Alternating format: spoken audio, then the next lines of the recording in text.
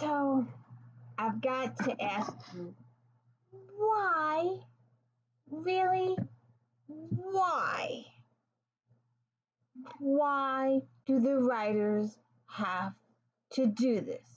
Why are they always trying to have Riker, uh, especially Riker, but this time it's a little bit of a card too, have Riker with the girl? Why? Why do the writers always do this? Why can't he just be with Troy? Why? And there's a couple of cute scenes in here with Dr. Crusher, who we know what happens in the end, but why? Why do we have to tease us fans like this? And why do we have to put Picard in such an awkward, you feel so awkward, you feel so uneasy, you feel like, ew, because it's Picard and he's trying so hard to be straight and narrow and not do anything wrong. And it's just ibby jeebies. So, anyways, um, now remember this is the D. Louise book series. What you see is what you get. There's no special effects here. There's no special editing here. There's no audio, whatever. It's just me reading books, talking books. So, welcome to the D. Louise book series. I'm Christina Kristina.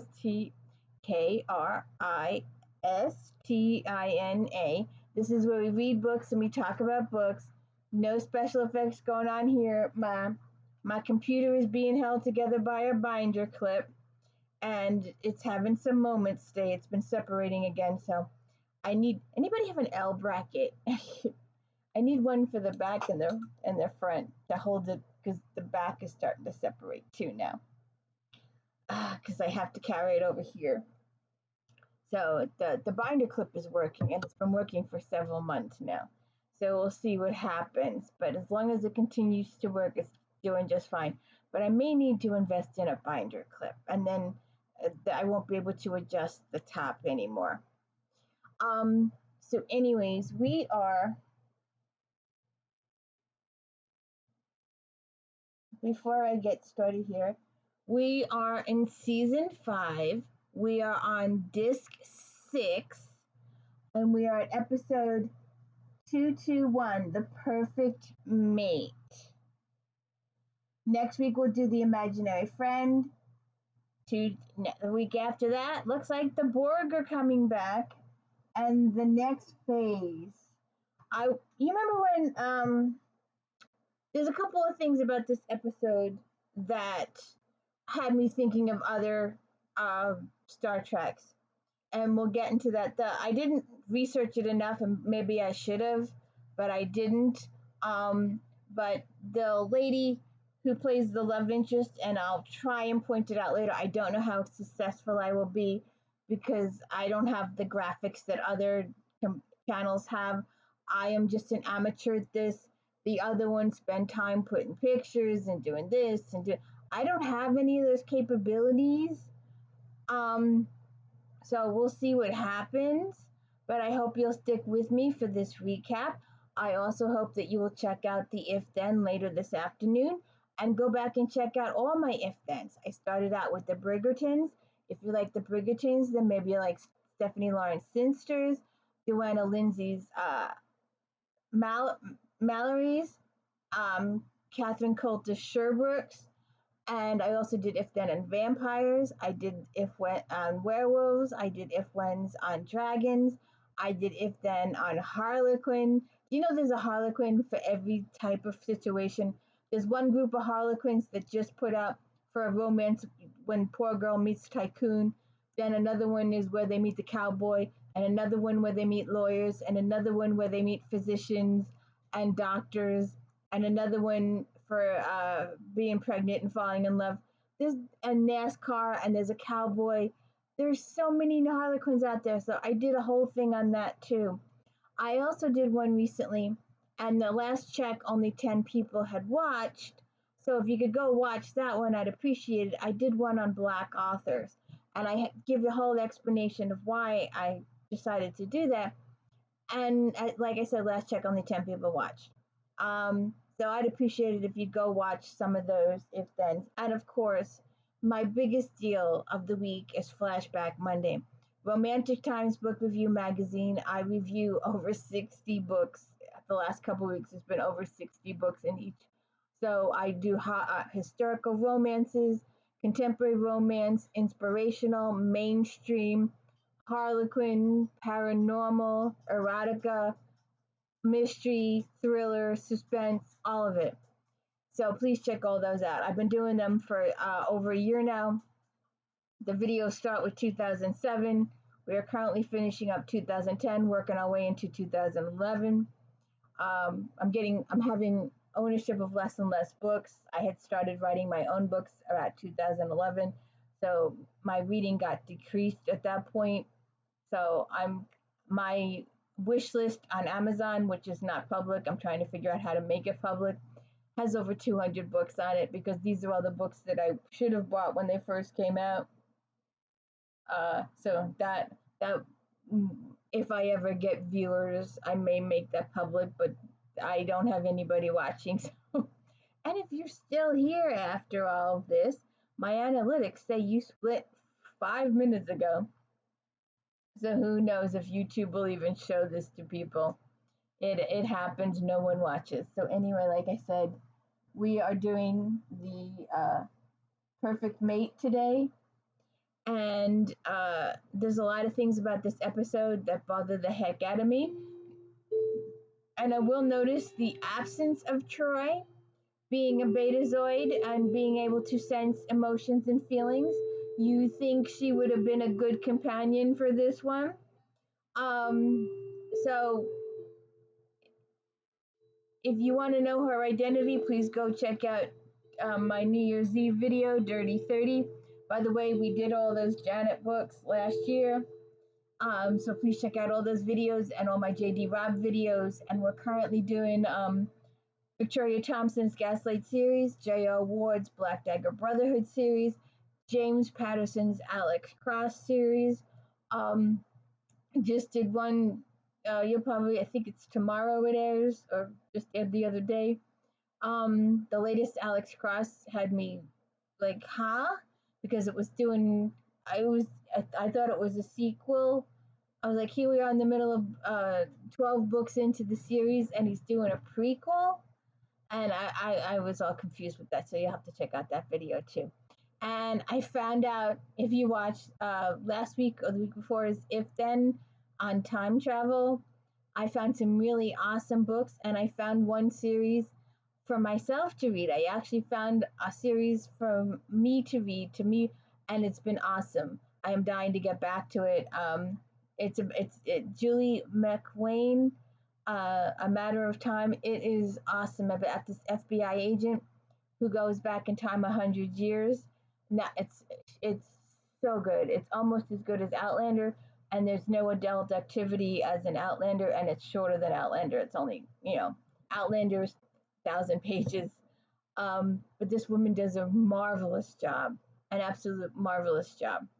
So we'll see what happens. See if she finds a way for the character to go back to the present and then back to the past again. Because Claire Beecham Fraser Randall did that. She left. She was in 1940. Went back to the past. Then when the child came along, she went back to the future. And then when the husband dies, she goes back to the past again. So we'll see if this author takes up that challenge. But right now we're still in the past, and these books are really, really awesome. I'm really, really enjoying them. So anyways, let's get back to our Star Trek here. I'm sorry for the delay. We start off with a voice overview from the captain. In an effort to bring an end to their centuries-long war, Krios and Vault Minor have agreed to a ceremony of reconciliation to be held aboard the Enterprise at a midway point between their two systems.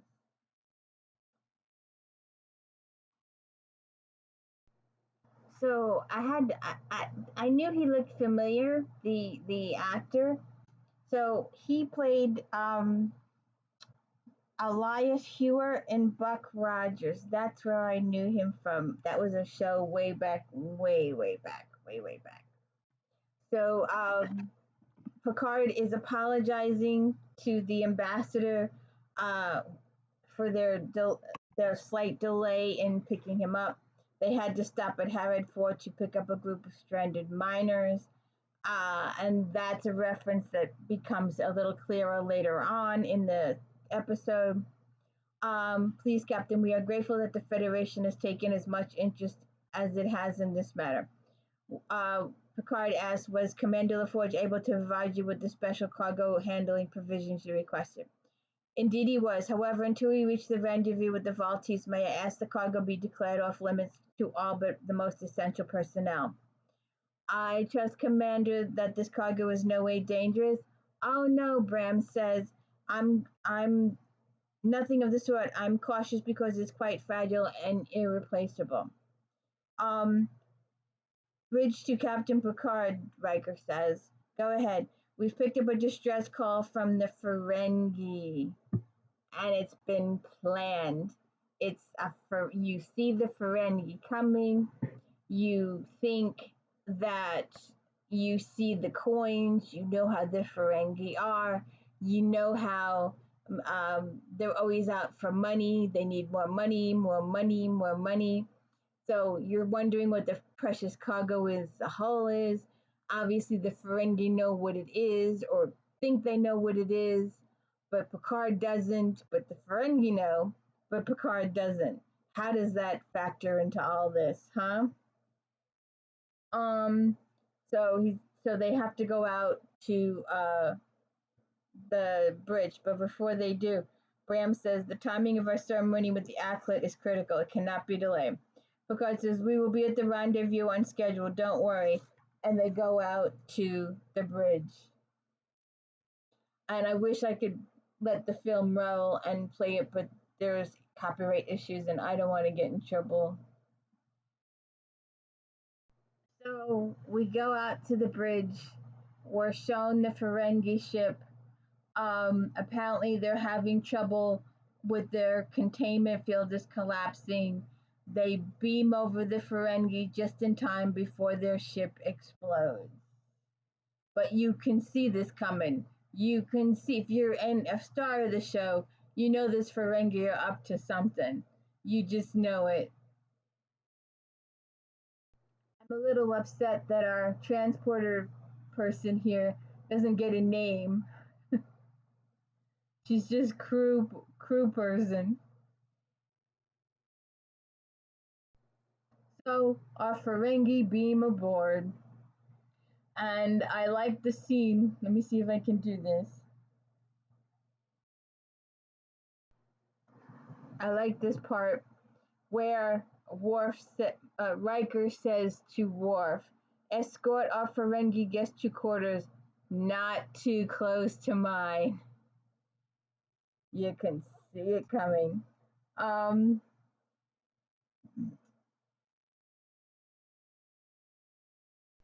So then we're in the corridor with Worf and the two Ferengi, and he's telling them that unless you can arrange your own transportation, you will have to remain on the Enterprise until we complete our mission. And they're like, oh, that's no problem. We're not in a hurry at all. We look forward to enjoying the comforts of your fine ship. And he takes them into the room, and they say it's quite acceptable. Not what we're used to, you understand, but it'll do. It's probably way above what they're used to. And one the Lenore says, perhaps your captain would care to invite us to join him for dinner at his table. Worf is like, the captain dines alone. He leaves, and the two Ferengi go, that was too easy. This whole thing that tells you that this was a planned thing. That when you hear Ferengi, they're up to something, and they know more than you do, or they think they know more than you do.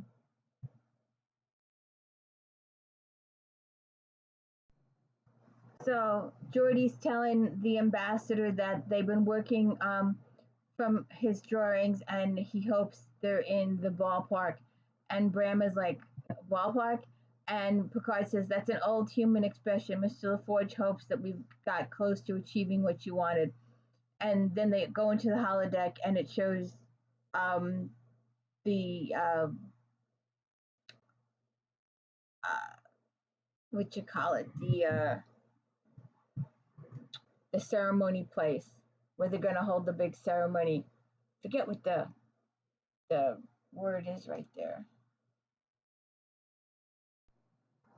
So it looks like an old Greek temple, I guess, with the bongs in the background, I guess.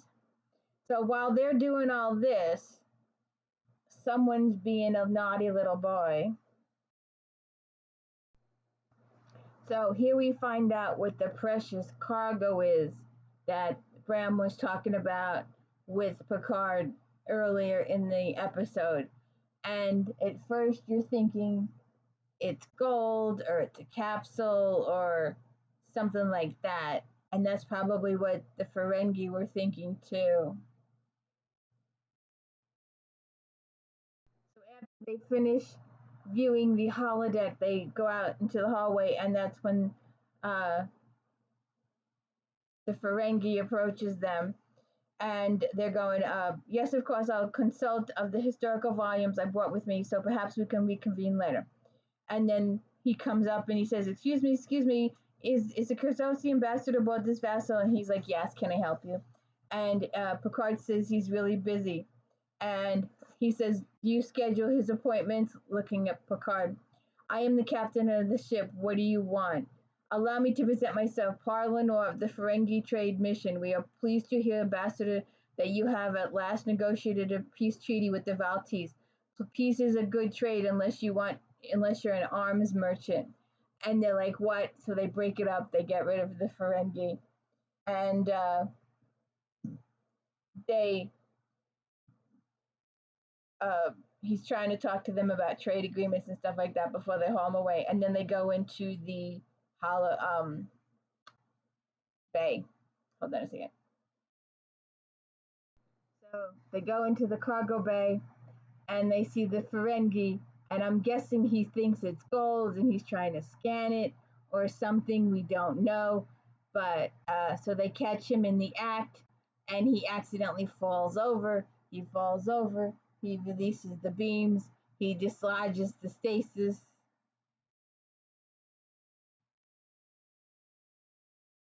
He kicks the barrels over, and it starts to fall to the floor. And he runs and hides behind Worf. Everybody else walks in, Graham, Picard, and they all see what was in the stasis pod. Picard asks him what's happening. He says the emergence, um, and we see what was in the egg. What was it, Martha Kitt? Who was the lady that played one of the first Catwomans? Doesn't she look like her a little bit?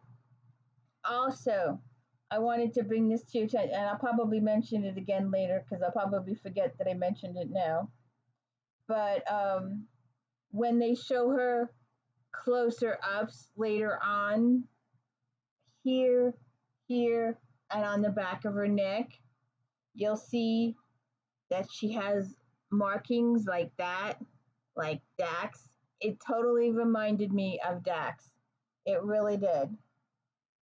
So that's what I was thinking when I saw all those marks. Like, oh, I wonder where they got the idea from Dax. Because, and she's all pretty in the same thing. So I was wondering what was going on there. And her name is Kamala. Kamala.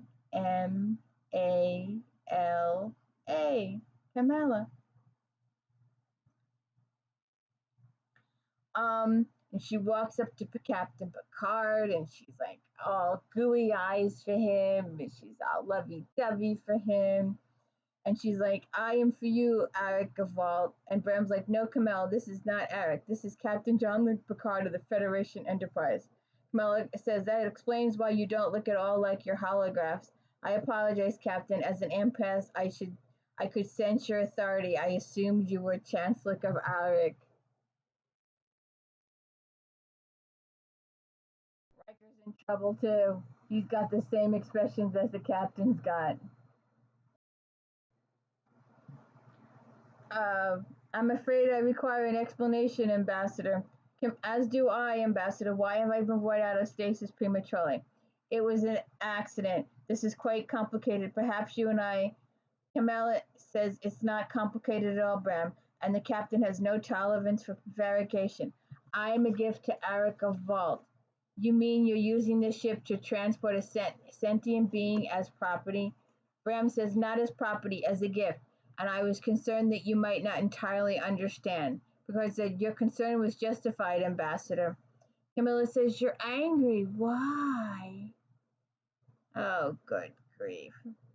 There's a provision in the Federation Constitution that protects an individual's fundamental rights. Now, once you were brought aboard this ship, you're coming to my rescue with a kind and generous purpose. But, Captain, I do not need to be rescued. Camilla is the key to peace between our two worlds. Riker's like, why? In our history, there's a woman known as Gareth who was loved by the brothers Krios and Vault with such passion that an empire fell, and the wars began when Krios kidnapped Gareth and took her to our planet. Like her, I am an empath, metamorph, the first female metamorph in my world for over 100 years. Captain Picard's like, a metamorph? A mutant, a biological curiosity, if you will, with the abilities to sense what a potential mate wants, what he needs, and gives him the greatest pleasure, and then to become that for him. Riker says, you mean you change according to whatever man you're with? Camilla says, until I reach the stage of bonding when I must imprint upon myself the requirements of one man to serve as his perfect partner in life. You see, male metaphors are somewhat common, but females are only born once in 7 generations, so obviously they are greatly sought after mates, which explains the Ferengi interest, Riker says. This meeting to Arik was arranged since her birth by the leaders of both worlds in hopes of restoring peace. You would do this of your own accord, Picard asks her. She says, it's my sole purpose in life. Uh, Picard says, Commander Riker, escort her to quarters. There's no need for you to travel in the cargo bay. Bram says, Kamala, remain in your room. I will speak to you shortly. Because he's afraid of what happens, is that her pheromones or whatever, and every man on the ship will be like pouring all over her, like, white on rice, gravy on meat. It's gonna be all over.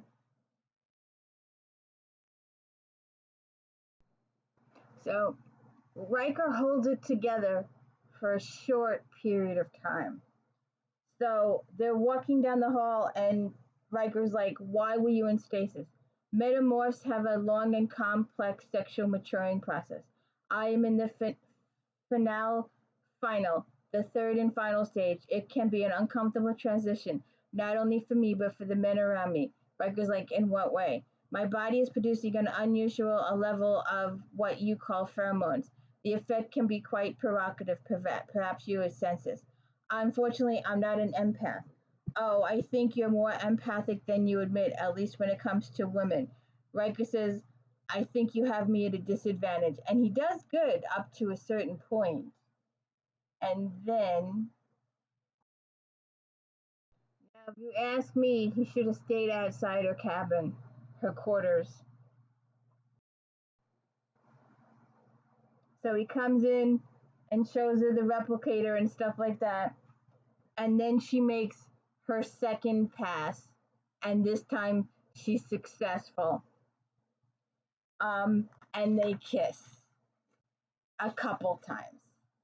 And I'm like, why? Why are the writers doing this to us? We know she's going to be leaving in the next day or so, mated to someone else. She knows she's mated to someone else. Does she want to fling before the marriage? She hasn't even seen the guy. What's going on here? We know we'd prefer him to be with Troy. Why does Riker gotta be paired with a different female every single episode? Why? And what does Jeannie Francis think of all this too? Really? All right, yeah, she was kissing Anthony Gary here for a while too, but they didn't have as many romantic scenes, except for that first one, which was pretty horrific. And then General Hospital just forgot all about that horrific scene and did the scene in Bloomingdale's, whatever, that will live in infamy that scene in the store. But Riker really, he loses it. But I thoroughly enjoyed the next scene. So I really like that they put Dr. Crusher in here twice, and they're having breakfast together. And they've had breakfast together on several other episodes too. And you can see what's coming, once you've seen the Picard series at that. But it took how many years for that to come? I'm still waiting for my Voyager to come back. I'm still waiting for my Atlantis to come back, my Stargate to come back, my Charm to come back. Um, it's just, but I love the little give and take. Um, Beverly is being proactive here. She said, "How can you simply deliver her like a courier into a life of virtual prostitution?" She's going to one guy, but letting her out among the ship like Beverly proposes is a bad idea. We will see why that's a bad idea later on.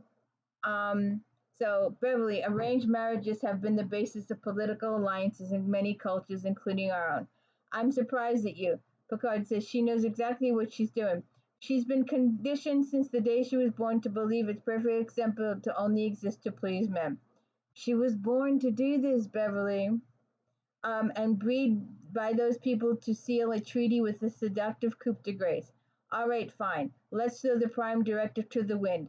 Let's detain her against her will. Let's destroy any chance of peace between these two worlds. Let's interfere in their society, their customs. Beverly says, that slave trader who calls himself an ambassador, he has confined her to her quarters. She's a virtual prisoner in there. I didn't know that, Picard says. Well, it's your ship. Maybe there are a few things you should find out. I'll talk to her about it. And she's like, good. And then she says, lovely breakfast. And Picard says, Teal'c's line. This line belongs to Teal'c. You know my Teal'c and my Stargate.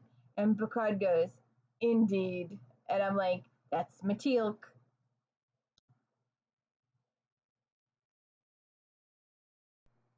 So then he goes and talks to her, and which is also a bad idea because she's all pheromones and she makes passes at him and she comes on to him in the seductress situation. Um, so it's just I'm like it makes me uncomfortable because Picard's uncomfortable. He's attracted to her. She's attracted to him. She pets his forehead. I'm like it's just the whole thing just made me ish. Because he's Picard. Let him be. Stop picking on the man. He's destined to be with Dr. Crusher 20 years down the line. But still, why? Just after she's been all over Riker. Why? Why do all this? Why make everybody feel so uncomfortable? Why? Ugh, put a. It's just. Why do you have to put sex in the middle of sci-fi? Why can't we just stick with sci-fi? I'm just saying. So after that uneasy encounter, and Picard thinks of one man that will be able to handle Kamala. We get a voice overview from the captain. We have reached the design coordinates for the conference and await the arrival of Chancellor Arik. So then we go into the holodeck room, and Bram is trying to play the xylophone or something. I forbid it, Bram says. Forbid what? Bram says, it's too dangerous, Captain. She must remain in her quarters. You cannot confine her against her will, not on board the ship, Ambassador. She's requesting some freedom of movement, and I intend to give it to her. She's in the final stages for finalis, he says, the height of her sexual allure. Captain, every man on the ship will be fighting over her. Not every man.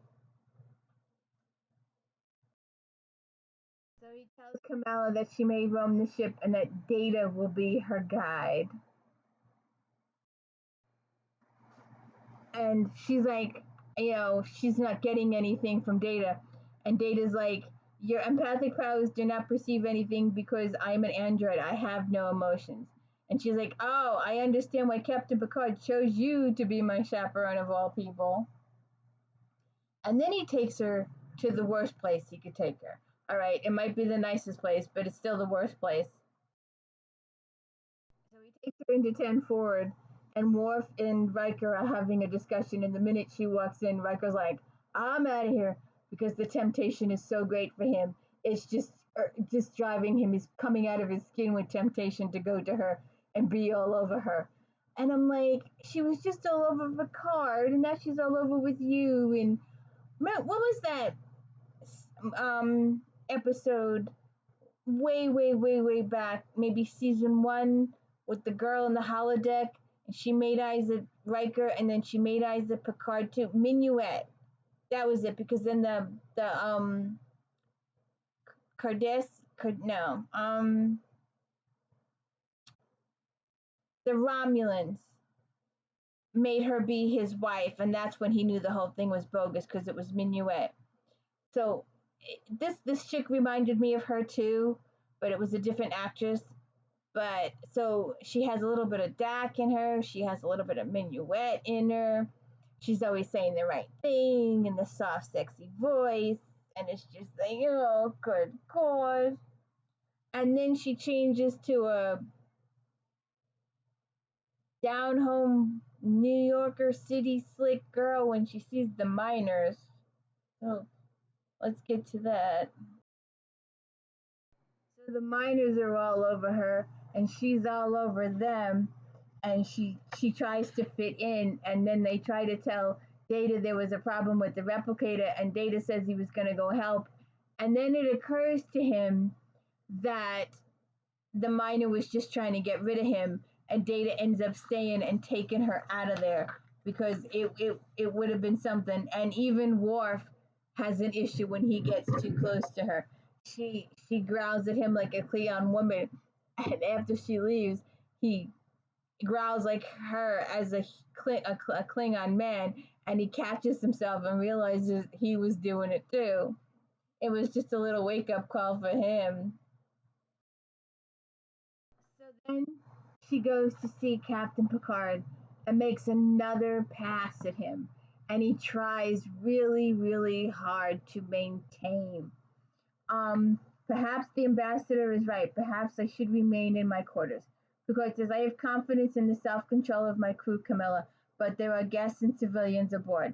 I understand I will volunteer to stay in my quarters under one condition, that you will visit me. What? He says.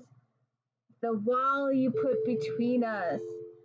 Kamala, you are one day away from arranged mating. Why would you want me to visit you in your quarters? I said visit.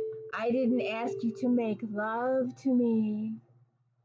Um, and she's picking up the artifacts, and she's talking to him about the artifacts in his desk. And they exchange more artifact information, and she's going into some Shakespeare, and we all know Picard loves Shakespeare. And Picard's like, your empathic powers told you all about all of this about me. And she's like, no, Mr. Data helped fill her in on him. And he's like, I see.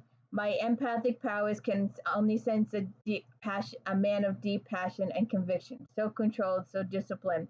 I simply curious to know what lies beneath. Picard's like, nothing lies beneath. I'm really quite dull. I fall asleep at night with an old book in my hand. Camilla, when a metamorph finds you interesting, do not take it lightly. Oh no, I'm not taking it lightly at all. No. Will you visit me? It would be inappropriate. Is that a yes or a no? No, sorry, no, sorry. Even the walls of Jericho fell, Captain. Why are you doing this, Camilla? There can only be one reason, because some part of you wants me to. And I'm like, good God, really?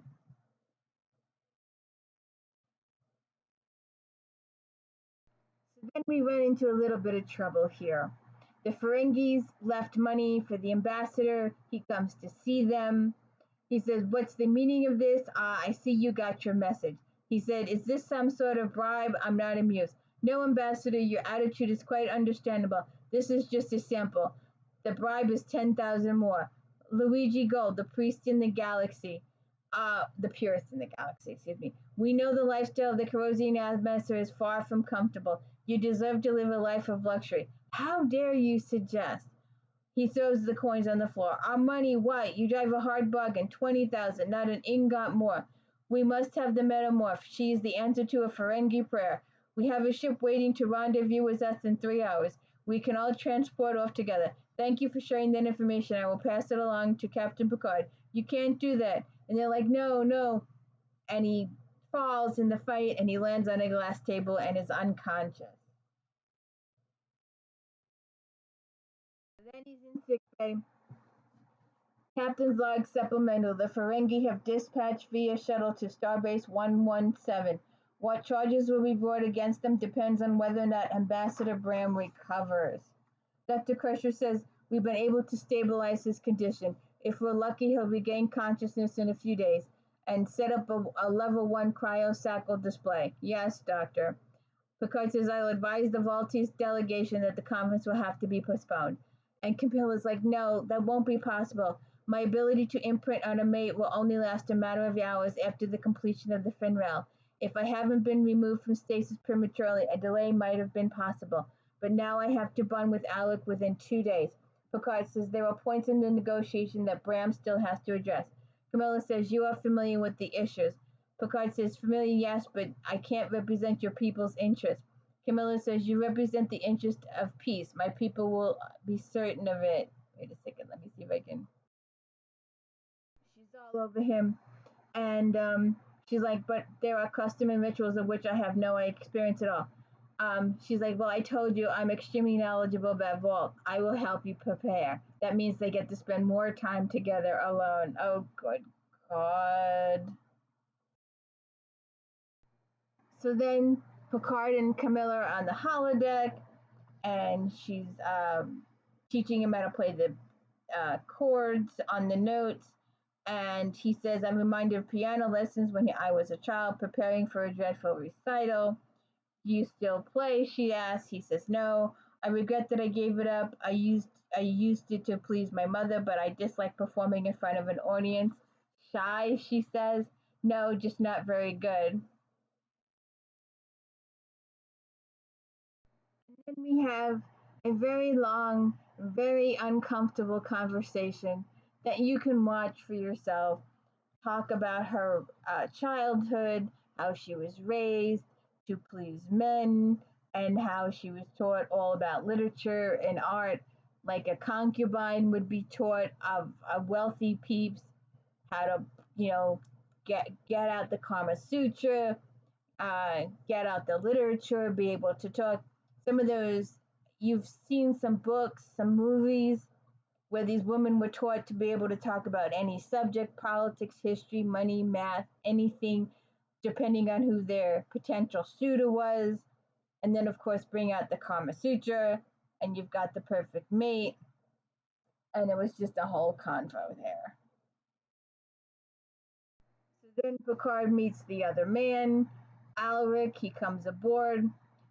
Your first officers described the details of the incident with the Ferengis. How is the ambassador? Picard says he has not regained consciousness. A tragedy. Your willingness to assist and appreciated by both our peoples. I'm doing my best, although I'm finding some of the ritual quite demanding. We never actually get to see the ritual. I am more concerned about the remaining provisions for the treaty, the proposed trade agreements, and Picard tells him he was authorized to finish up negotiations with him. They go to the holodeck. They see the ancient temple recreation. He asks her about Camilla, and he's more interested in talking about the trade commitment conditions than Camilla. And then Picard has another conversation with Camilla, and again, it's uncomfortable. She rubs his forehead. I'm like, he's trying really hard to resist her. He's like, no, no, no.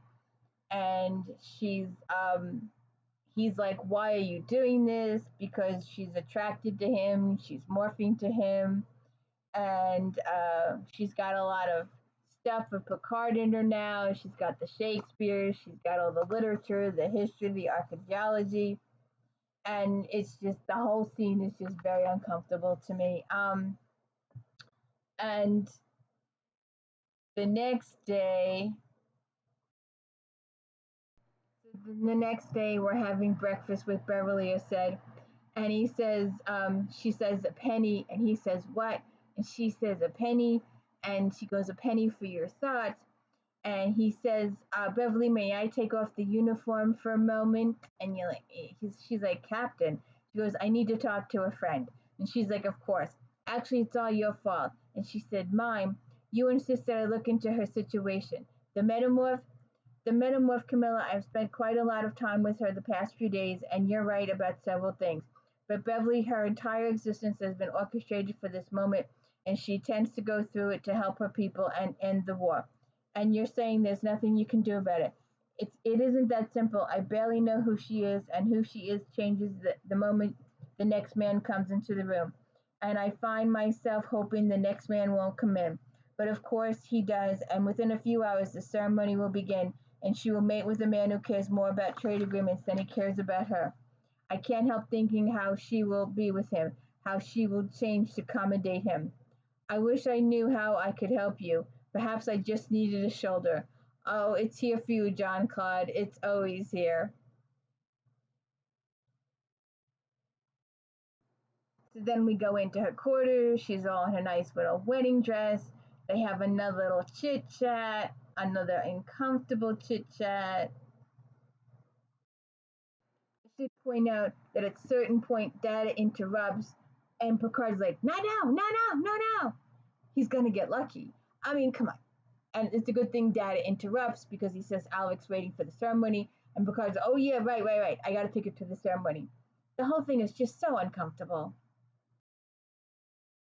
So she goes in and she meets Alec and she becomes his wife or whatever. There's no priest, there's no anybody else in attendance. They're all alone in the room. There's no one else to watch. I was really confused. Where is everybody? Where's the audience? Where's the guests? Where's anybody?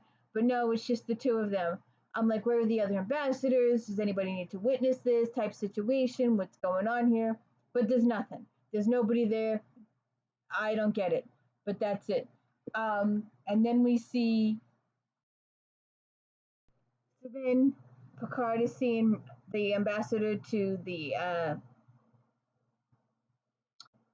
get beamed down to the transporter room, and the guy says to him, I'm curious.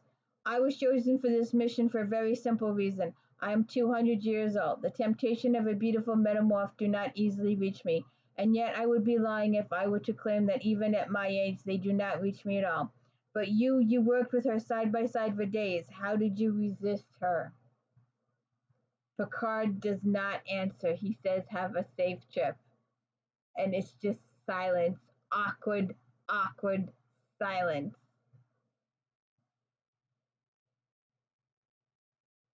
So that was the end of Perfect Mate. I hope you will tune in next week when we do the imaginary friend. Is that Data with the little kid on the island? I'm not sure. We'll have to go check that out next week. So it's the Perfect Mate, imaginary friend, the Borg, and the next phase, which wasn't that a disease on one of the enterprises, the phage? So we'll have to see what happens there. So if you could please hit the like and subscribe, I'd really appreciate it. If you could go check out If Then later this afternoon, I'd really appreciate it. I hope you have a good day. Have a nice one.